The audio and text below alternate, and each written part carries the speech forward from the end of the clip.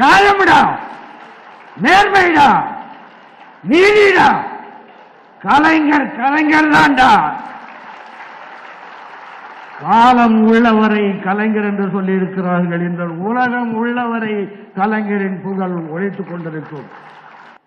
1965ஆம் ஆண்டிலிருந்து எனக்கு கலைஞருடைய தொடர்பு, அன்பு, நட்பு கிடைத்தது.